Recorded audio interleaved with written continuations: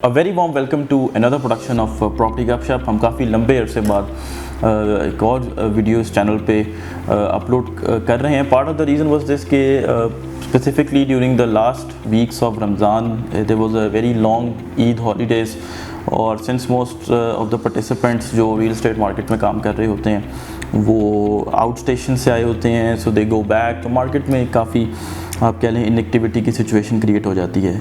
So the reason of making this video is this कि हम आपको अपडेट करें कि राइट नाउ मार्केट की क्या सिचुएशन है and how you can best place your self.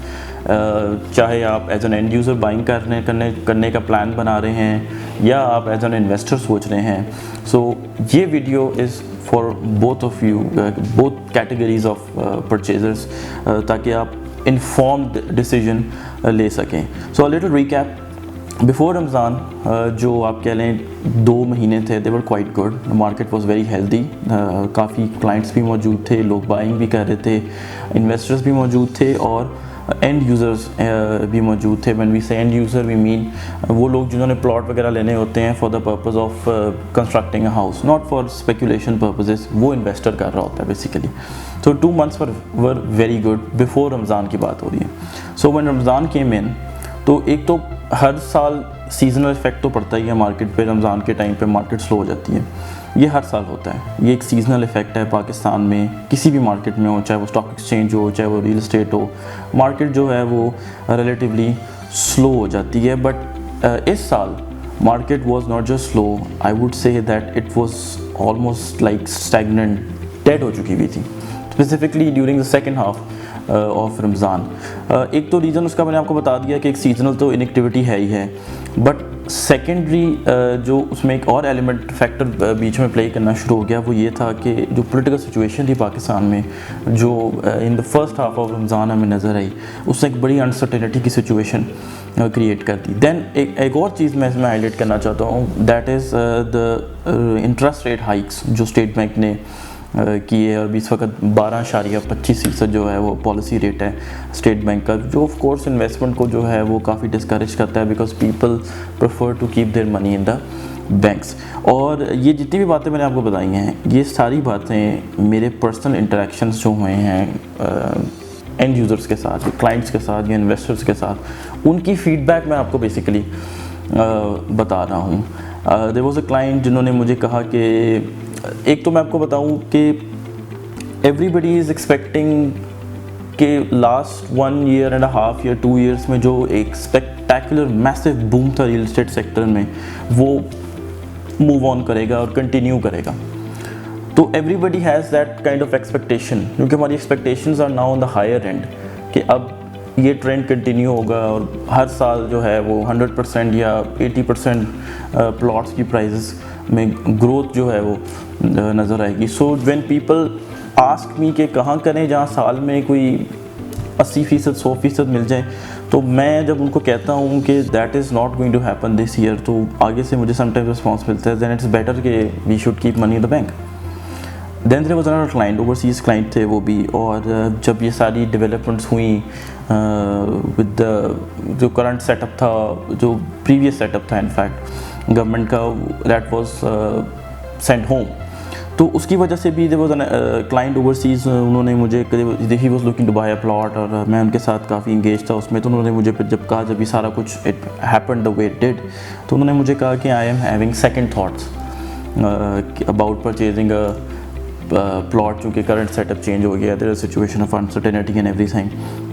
तो ये सारी जो बातें मैं आपको बता रहा हूँ, these are basically coming from people who are looking to purchase. So ये ओपिनियन चल रहा था ड्यूरिंग रमज़ान मंथ। अब राइट नाउ मार्केट जो है, this is the first day market जो है वो ओपन हुई है, थोड़ी स्लगिश होगी since people will take some time, और जो मैं अक्सर कहता हूँ real estate participants, I means the agents, investors जो इस सेक्टर में एक्टिव हैं, वो जब आहिस्ता आहिस्ता वापस आते हैं, तो things start coming into the market और थोड़ी लाइफ क्रिएट हो जाती है। सो अभी क्या चल रहा है? अभी ये चल रहा है कि जो मार्केट में प्लॉट्स आ रहे हैं वो बहुत ज़्यादा ओवर प्राइस्ड हो चुके हैं, और लोग रमज़ान में अगर किसी प्लॉट का ₹1 करोड़ मांग रहे थे, now they are asking for 115, 120 in the matter of like what 10 days, 15 days, which is of course unrealistic. मैं इसको ऐसे देखता हूँ कि this is the last attempt by the real estate community to create an artificial boom maybe, but it's not going to happen this time because market तो investor चलाता है, end user जो है उसकी proportion as a market driver जो है वो इतनी नहीं होती, तो market driver तो investor होता है. So I believe that's my personal opinion that market में इतने muscles नहीं हैं अब in terms of purchasing की sense में कह रहा हूँ कि वो ये जो अचानक से अब आज मैं आया हूँ तो वो जो प्लॉट तकरीबन आप कह लें कि 90-95 की ब्रैकेट में चल रहे थे, आज वो 1-10 1-15 पे आ गए हैं, तो ये अनरियलिस्टिक बात है. It can not happen and the buying power is not going to support it, but there is a silver lining in it. इसमें जो ख़ास तौर पे एंड यूज़र्स हैं जिन्होंने प्लॉट परचेज़ करना होता है, they are a lot of people out there जो प्लॉट परचेज़ करते हैं कि जी हम 2-3 साल बाद घर बनाएंगे या 3 साल बाद घर बनाएंगे, या I am looking at 4 to 5 years time frame उनके माइंड में होता है. स्पेसिफिकली जो ओवरसीज़ क्लाइंट होते हैं उनके दिन में ये बात होती है कि अभी इमीडिएटली हमने नहीं बनाना. ठीक है, उनके लिए सिल्वर लाइनिंग इसमें ये है कि नंबर 1 प्राइजेस जो हैं वो असूलन अब इंक्रीज़ नहीं कर सकती at least in the near term. We are all expecting कि मई में एक पॉलिटिकल जो है सिचुएशन हीटअप हो जाएगी, प्लस वी आर एक्सपेक्टिंग कि स्टेट बैंक की तरफ से और हाइक्स आएंगे इस साल में, maybe they take the policy rate to 15%. तो इन सारी चीज़ों को माइंड में रखते हुए you can it's not going to market is not going to support increase rate. Silver lining ये है कि as an end user, as a person who is buying a plot who has time to build a house on it, आपको एक अच्छी deal मिलेगी. अच्छी deal से मुराद ये है कि आपको एक ऐसी डील मिलेगी where you will get to sit with the actual owner of the plot.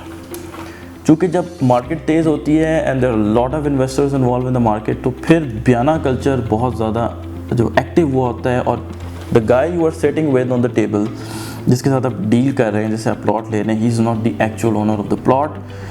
He has given some बयाना अमाउंट और वो प्रॉफिट पे आपको सेल कर रहा होता है. अच्छा, मार्केट रेट से ऊपर आपको कोई भी नहीं बेच रहा होता. डोंट थिंक कि जी किसी ने अगर बयाना कर दिया है तो वो बंदा आपको मार्केट रेट से ज़्यादा चीज़ बेच रहा है. जी वो बेच आपको मार्केट रेट पर आता है, बस उसने परचेजिंग अच्छी की होती है, because of course people have links है जो यहाँ पे काम कर रहे होते हैं. ये चीज़ जो है, जो लोगों को प्रॉब्लम भी होता है, एंड यूज़र्स को प्रॉब्लम होता है कि वो लोग कुछ स्पेसिफिकली कह देते हैं भाई ये प्लॉट बेचना, बयाना ना करवाना. अब there so many people I have spoken with जो ये मुझे कहते हैं, and then there so many people as well जो परचेज़ कर रहे होते हैं, वो कहते हैं जी मालिक के साथ मीटिंग करवा दें. They don't want to talk to a guy जिसने बयाना किया हो. ठीक है, इन्वेस्टर के साथ नहीं वो बैठना चाहते. तो आप लोगों के लिए इसमें सिल्वर लाइनिंग ये है that if you are a kind of purchaser who has time, you are going to get a good deal because now you are going to sit with the owner of the plot. अब agent आपको बिठाएगा table पे with the owner, not with himself, कि जी आपको 100 पे मना ले और पीछे कह दे जी 90 की मेरे पास ऑफर है, और to earn the difference between the two. So this is not going to happen, which is going to be beneficial for the end user, क्योंकि आपको एक अच्छी डील मिल रही है. सेकंड, इसमें एक और बात मैं आपको बता दूं कि रमज़ान के महीने में बहुत सारे लोगों, जो इन्वेस्टर्स भी थे जिन्होंने बयाने किए हुए थे, they get blocked out because they was no buyers. उन्होंने ट्रांसफर्स भी ले ली होती हैं, तो वो भी अपने पैसे जो हैं वो चाह रहे होते हैं कि बस अब हम इसको लिक्विडेट करें किसी भी तरह. सो अगेन उनका इंसेंटिव होता है कि भाई क्लोज करें, because everybody knows there is no juice right now. Purchasing की सेंस में जूस नहीं है मार्केट में. तो जूस नहीं है, it means that he will bend, जो शायद वो पहले ना कर रहा हो. So this is the silver lining for the purchasers. जो इन्वेस्टर्स हैं उनको मेरी सजेशन है कि प्लीज़ 6 months या 1 साल को माइंड में रख के मार्केट में मत उतरें, बिकॉज nobody knows कि मार्केट 1 साल में क्या करेगी. चूँकि नेक्स्ट ईयर इलेक्शन है, आप ये एक्सपेक्ट करें कि 100% या 50% या 80% बढ़ जाएगा और आप कोई परचेजिंग कर लें और वो बाद में ना हो, तो ज़ाहिर है आप नर्वस होंगे कि आप उसको फिर लॉस में सेल कर सकते हैं. सो बेहतर ये है कि अगर इन्वेस्टमेंट करनी ही है तो 3-4 साल के लिए तो करें कम से कम मिनिमम, थोड़े टाइम के लिए ना करें। 3-4 साल में you can get a decent return. अब वो लोग जो एक्सपेक्ट करते हैं, चाहे वो इन्वेस्टर्स हों या एंड यूज़र्स हों, कि मार्केट में पता नहीं कितना बड़ा क्रैश आने वाला है और प्राइसेस जो है वो नीचे गिरने वाली हैं, ये स्टॉक एक्सचेंज नहीं है, ये शेयर्स नहीं हैं, यहाँ पे ऐसे नहीं होता। एक प्लॉट जो है वो रमज़ान के महीने में अगर 2 करोड़ 15 लाख का बिका हुआ है, तो अगला जो मालिक है वो 2 करोड़ 15 लाख से नीचे नहीं बेचेगा। और ख़ास तौर पे जो चीज़ें बनी हैं, ऑन ग्राउंड अवेलेबल हैं, उसके राइट और लेफ़्ट पे घर बने हुए हैं, वो मार्केट स्लो होगी है तो वो नहीं आपको बेचेगा सस्ता, वो इंतज़ार करेगा। सो इसलिए ये एक्सपेक्ट बिल्कुल ना करें कि जी मार्केट गिर जाएगी तो फिर हम बाय कर लेंगे। अगर आपने वेट करना है तो वेट इसी कॉन्टेक्स्ट में करें कि मुझे अच्छी डील मिल जाएगी, और वो बात ये है कि ट्रांसपेरेंट डील मिल जाएगी। You will get to sit with the owner, not with an investor जिसने बयाना किया होगा। सो स्क्रीन पे आपको नंबर शो हो रहा होगा। If you have any query regarding anything DHA, you guys know कि we specifically deal in DHA Rawalpindi Islamabad, you can contact us right now. Subscribe to our channel. Thank you very much.